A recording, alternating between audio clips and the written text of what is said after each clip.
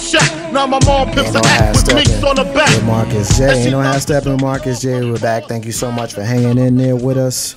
I know we just spent a little bit of time talking about the hip hop and talking about our hip hop lists and that sort of thing, and we had a good conversation there. We lost K-Dub, he's not with us anymore, but he told me to make sure that I told the listeners of Ain't No Half Steppin' with Marcus J, peace and blessings. Of course, that's his goodbye phrase, so we appreciate him joining us. Ain't No Half Steppin' with Marcus J. I know I teased in the last segment that I would give you guys the top 10 list hip hoppers before we go into the What the Hell segment. And of course, the top 10 list as determined by Kumo D was top 10 list. You got Lauryn Hill at number 10.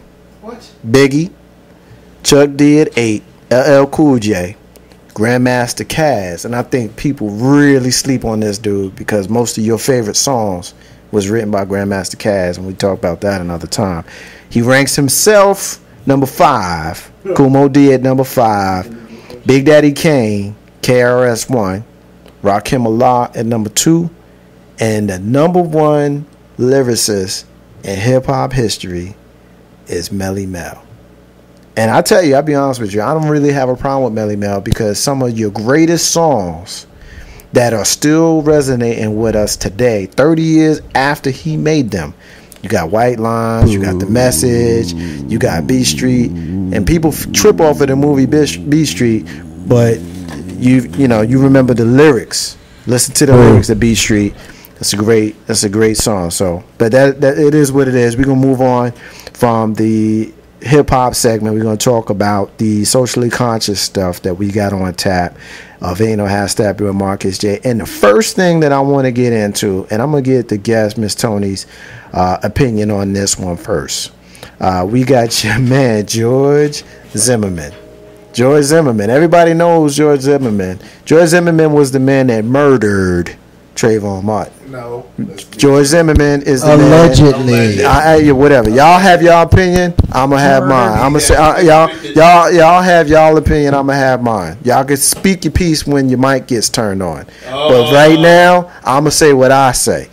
You got the man that murdered Trayvon Martin. You got George Zimmerman, who initially came out and was going to use the stand your ground defense for his defense, but now he's come out and decided that he's not going to use stand your ground. Now, the reason why I wanted to bring this up was, one, because he's switching up his defense now, which is odd. I think part of that is because they had a hearing that came up last week that they didn't want to show up for. They wanted to give themselves a little bit more time before their trial comes up in a couple of months. But the fact that it's even going to trial is pretty much because of the media coverage that they got. You have a lot of people who have issues with people like Al Sharpton, Warren Ballentine, Jesse Jackson, Michael Bazin, always talking about the ambulance chases. They're in places that they shouldn't be. But these are the same people, black people, some of us, who have issues with these people, who say things like they shouldn't be around. But when you got some of your own issues, you be the first one to call them up because you need help. And I don't think anybody thinks that Trayvon Martin's story would have been on the front page of the newspaper had it not been for these people who came up and said, you know what, this ain't right.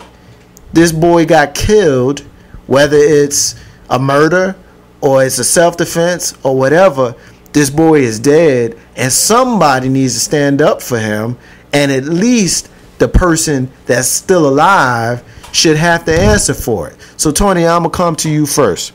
You got George Zimmerman, who's abandoned. I know I said a lot there. You got George Zimmerman, who's abandoned his stand your ground, which I think is very, very interesting when we know that the whole point of stand your ground was the first thing that came out of his mouth. And that's the reason why most of us have that phrase on our minds because of this case. Now, all of a sudden, it's not going to be applicable here.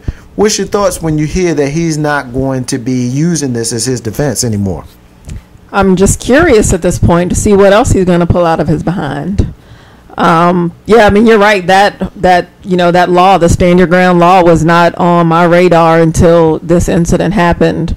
And for him to change it so late in the game, again, it's not really surprising, but then it's kind of concerning, because then you wonder, what kind of loophole are they trying to create for this fool to be able to walk away and not pay for what he did. Carlton Banks, as I was kind of setting it up, you were kind of giving me the look like, allegedly. It's not allegedly. He admits that he shot the kid. So it's right. not. I'm not disputing that. That's not what the dispute is. It's not allegedly. So that's not what we're saying. Okay, then what are you saying? You said he murdered him. Yes, I did. That's not the term that we have to define him with yet. You can. I'm not. He killed him. I'm not under any obligation. We can say he killed him. Murder is. That's not what that's not what we can define him as yet. We can say he's a killer. Okay, why don't you go ahead and explain that? I think I have an idea of where you're going, but why don't you share with the listeners why you're making that determination, the difference between him being the person that killed him and versus the word murder. The person he killed him based off of what he thought was right. He didn't murder him with the jury definition of murder, the legal definition of murder. That's what they're trying to get him on now, pretty much. And that's why he was trying to use the defense of stand your ground so he can avoid that.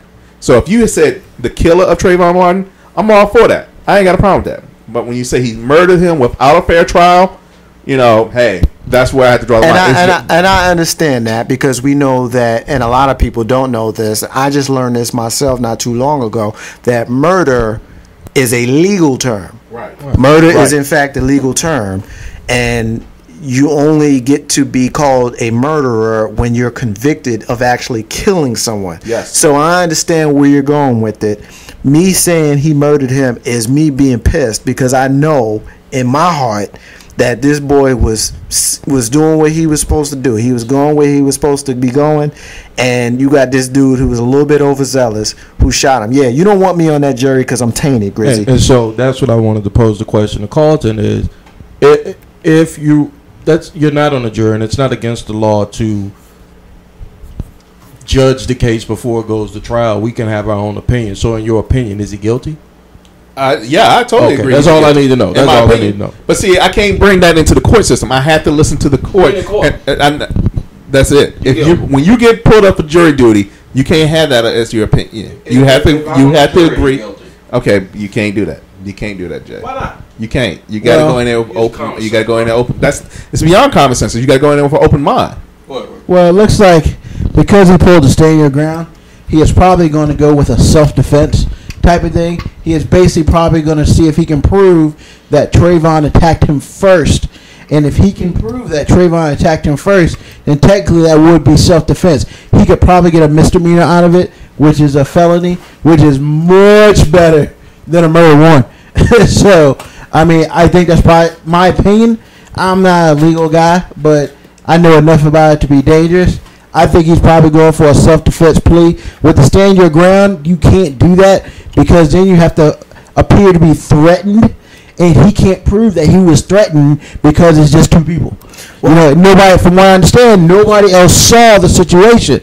So he has to now prove that it was self-defense, that he shot him in self-defense, meaning that Mr. Martin attacked him first. Now, with all that being said, I don't know who attacked who because only one person really knows what happened.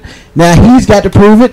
Big CSI's got to prove it, and really that's all. That's what he's trying to do. He's trying to get out of a. He's trying to go with a lesser plea, maybe a manslaughter 1 or 2, so he can get less jail time. Because if I'm correct, murder warrant gives you life in prison in the state of Florida.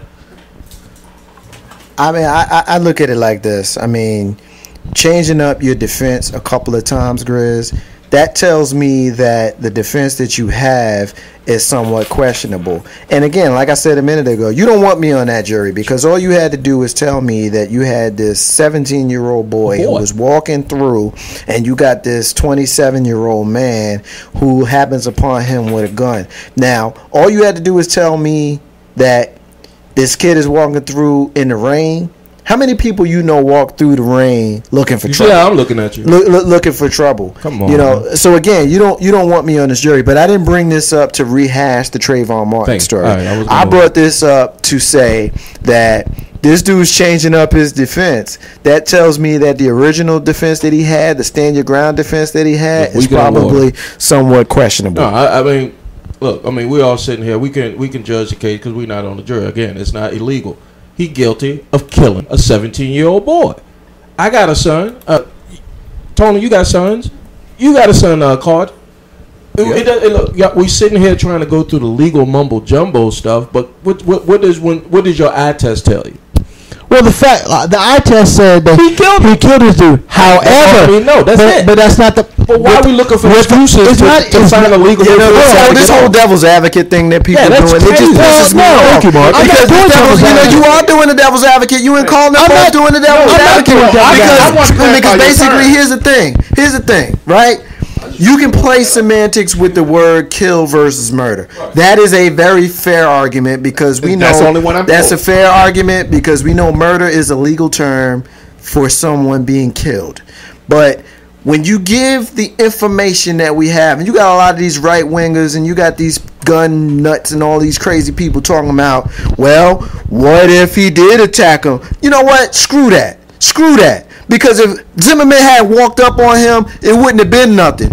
Anybody in this world that's listening to the voice of Marcus J really think that Trayvon Martin in the rain with Skittles and iced tea in his pocket went looking for George Zimmerman? Hell no. He went to go home. That's all he was doing, was going home. George Zimmerman happened upon him because he was a weekend warrior who was looking for a fight, who found somebody who thought that he can go and happen upon. He happened upon this boy, killed this boy, and then he said, oh, he tried to beat me up. Yeah, he tried to beat your ass because you was messing with him. Thank you.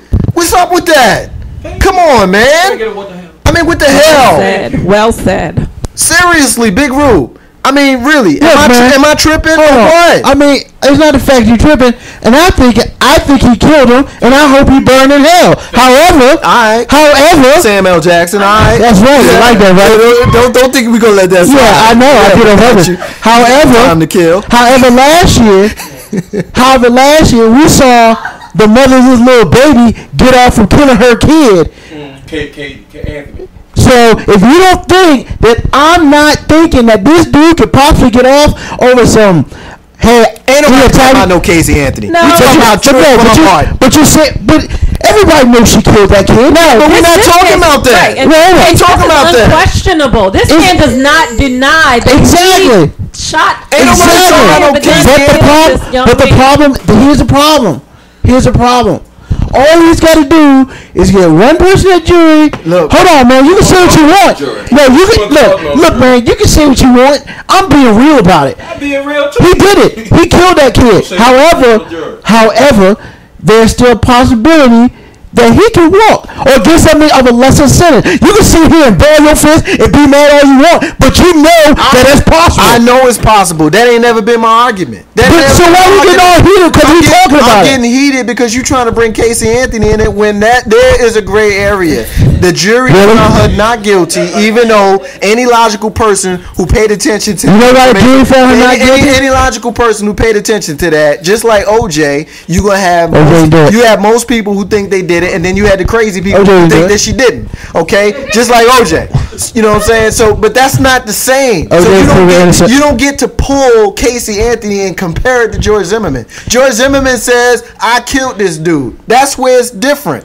Because when we see the rest of the information, we see that this boy was coming from the store in the rain on the phone with his girl like any 17-year-old would be. And next thing you know, he happens upon this jackass with a gun who said, you don't belong here. Who shot him? That's the difference. However, I killed this boy, ... in self-defense, and I guarantee that's what he's going to play. And all he's got to do is get one person to somewhat believe him. Then that happens, and that dude walks. He's not playing. I did jury duty. I mean, you can say what you want. I did jury duty a week ago, and I know you're right. I know you're right. All it takes is one person. Desiree Monique is hitting us up on the fan page on MixLR telling us to calm down. I think she's right. We probably need to calm down. No, I get excited about these kinds of things because I know that you guys in this room here in the den of legacy internet radio are fair-minded people who just have an opinion that's similar to mine, but somewhat different, but similar. But I also know that there are people who are out there listening to us potentially, who are having their own conversations, that think that George Zimmerman was justified. And those are the people who really annoy the hell out of me, because it's like, yo, this kid was just going home. Now all of a sudden you want to change it up when it was like, well, I'm standing my ground, and all of a sudden you're not standing your ground. Like, what the hell is it? Like, what the hell? That's the essence of what the hell. But we gonna leave that there. We gonna leave that there. I'm gonna move on. Have a hard time. No, I'm not going to. I like getting excited like this because I do get a charge You have that out of having these kinds of conversations. But the next one, I'm hoping that I get a charge out of the room, particularly Miss Tony on this one, because this one is somewhat female centric. You had a Fox News guest who received death and rape threats following a segment she did on Fox News during a gun segment. Tony, I'm coming to you first. You had a writer and Democratic strategist Zerlina Maxwell. She's speaking out about the ugly responses that she received on social media after she appeared on Fox News last week to talk about rape and guns. Now, she appears frequently on Fox. She's a contributor to thegrio.com, which is where I got this article. She writes often about unfair cultural messages to women and instructs them on how to avoid being raped and things of that sort. And she said, quote, "I don't think the entire conversation is wrong. I don't want anybody to be telling women anything. I don't want men to be telling me what to wear, how to act, how not to drink. And I don't honestly want you to tell me that I needed a gun in order to prevent my rape. In my case, don't tell me if I'd only had a gun, I wouldn't be raped. Don't put me to prevent my own rape." This is what she said. Now, she is, in fact, a rape survivor. And her comments prompted an ugly volley, somewhat threatening volley of responses on Twitter and Facebook, including someone named Michael Shapiro, who described himself as a, quote, Barry Hussein Obama hater, proud American patriot, infidel, and rabid Islamophobe. This is someone who tweeted her, N-word, I hope you get raped and your throat slit.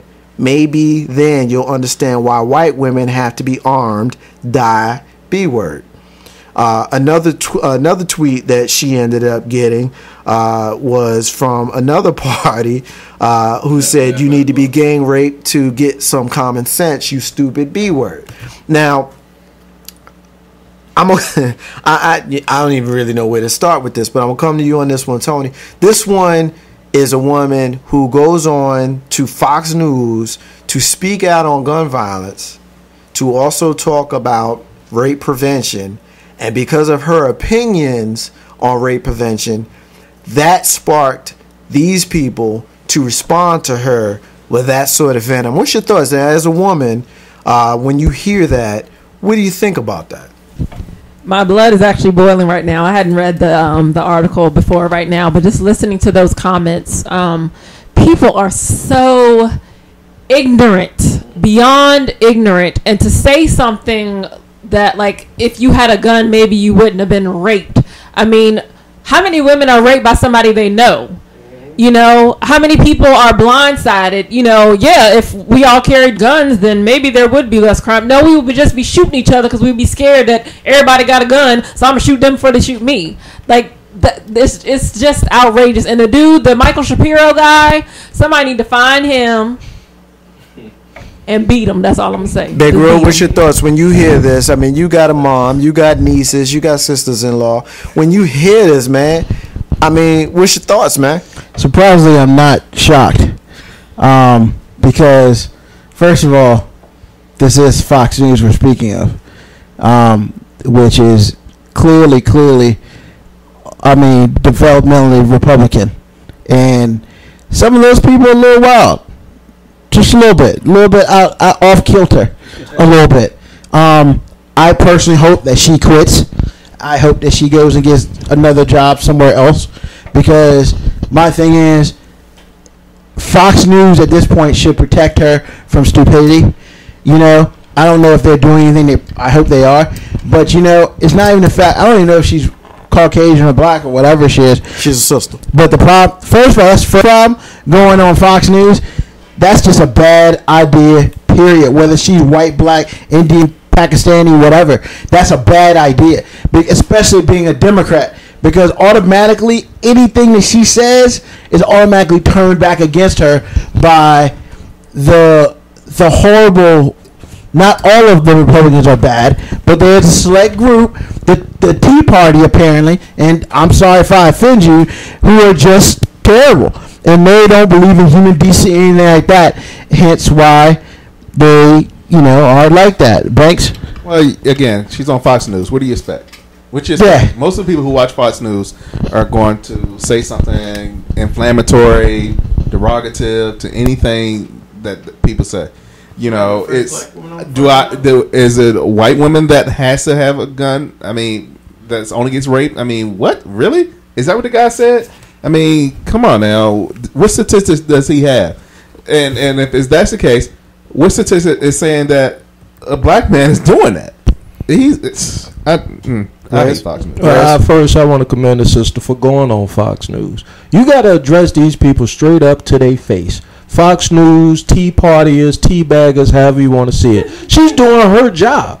They paying her to contribute from the griot because she has I'm assuming her full-time career is a writer for the griot. And so they have, these cable news networks always have contributors. So no matter if she was a left-winger or a right-winger, no news person should have to go through, and that goes vice versa. If you take a right wing sister and put her on the liberal MSNBC, so nobody should be getting hit with those words by Mr. Shapiro. But I challenge you, Mr. Shapiro, since you want to protect your white women so much, why are you so afraid? Why do you have this fear that some way, somehow, somebody of color is having a way with white women? Now, that's a whole nother show, and I think we will talk about Django on another show, another time from now. But the essence of my point is, she should be able to go on any news show and say whatever she wants to say, and Fox should be a little bit more responsible, but we know that that's not going to happen. Well, I don't know that I would blame Fox. I blame Fox for a lot. I blame a lot of media for it. There's a lot of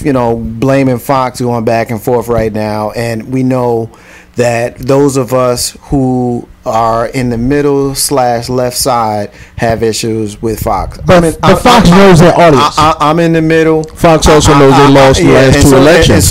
And so does they're the minority. So does MSNBC. And let's keep it real. Yeah. Everybody is going to have their side. The left got their side. The right got their side. Wolves got their side, and so do Foxes. So we can play this game, but just because we happen to be in the middle / the left side don't mean that we got our hands clean. The Fox wild out, but so does MSNBC. Not like that though. You can say not like that because you on the left side. But if you was on the right side and you was if you was somebody that was on the right side or in the right side of the middle. Give me an example then. If you was somebody who was on the right side or on the right side / middle, you would look at a lot of the things that MSNBC does, and you'd be like, yo, they tripping. Just like people who are on the left / middle say that Fox be tripping. Because I'll give you a perfect example. I'm somebody who is a very firm supporter of Reverend Al Sharpton.